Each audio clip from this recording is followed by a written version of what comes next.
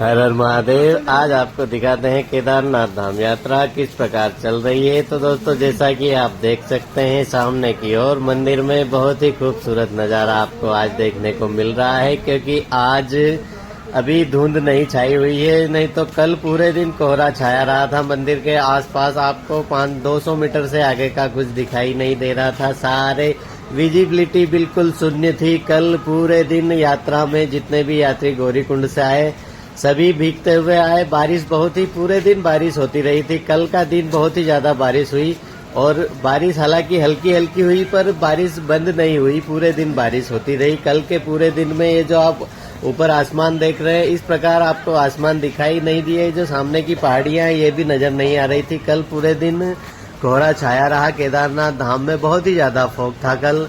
और आज सुबह का अभी वक्त हो रहा है करीब 8-8:15 बजे हुए हैं, और आप देख पा रहे हैं कि अभी यहाँ पे बादल नहीं है। और बात करते हैं दोस्तों केदारनाथ धाम तक पहुँचने वाले रास्तों की। तो केदारनाथ धाम तक पहुँचने वाले पूरे रास्ते अभी पूरी तरह से ठीक है।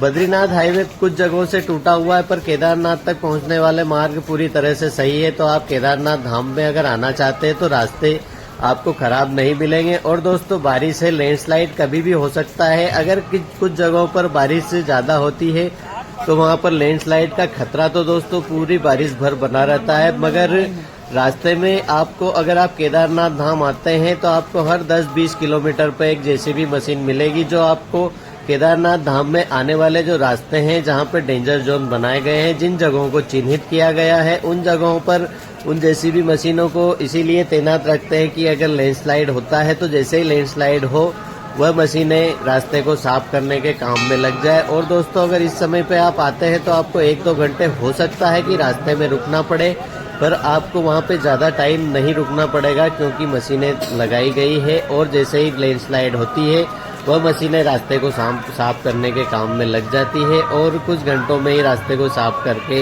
यात्रियों को आगे की ओर भेज दिया जाता है। तो दोस्तों, पूरी बारिश इसी प्रकार से यात्रा चलती रहती है।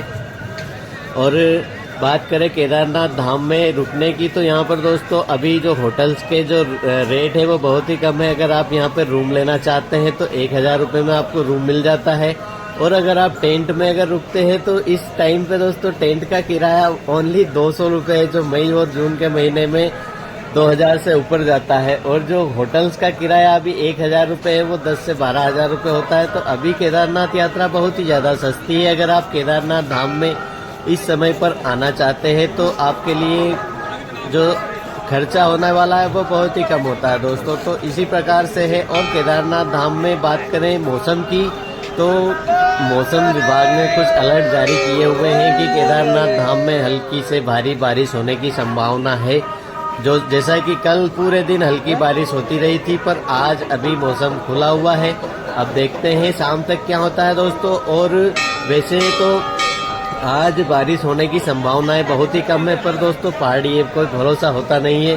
कल भी कुछ समय के लिए मौसम इसी प्रकार साफ हुआ था, उसके बाद में चारों तरफ बादल छा गए थे पूरे केदार घाटी में, और बारिश होने लगी थी। हल्की फुल्की बारिश पूरे दिन होती रही। और गौरीकुंड से आने वाले यात्री पूरे दिन भीगते हुए आए।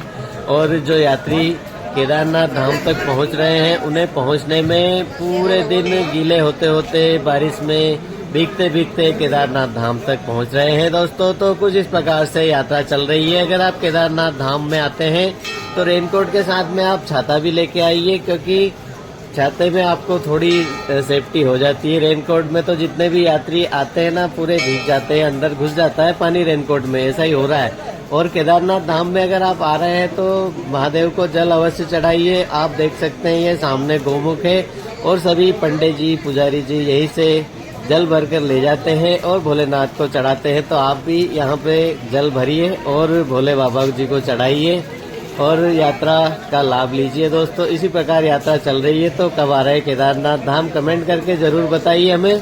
और आइए तो मिल के जरूर जाइए हमसे। और वैसे महादेव से मिल लीजिए तो हमसे मिल लिए, कोई बात नहीं। और दोस्तों आइए आपको बताते हैं, ये बाबा जी आज जो यहाँ पे बैठे हैं इनका प्रसाद वितरण यहीं से करते हैं ये बाबा जी। तो आप भी इनसे प्रसाद अवश्य लीजिए जब भी केदारनाथ धाम आए। तो मिलते हैं अगली वीडियो में, जब तक के लिए हर हर महादेव, जय श्री कृष्ण।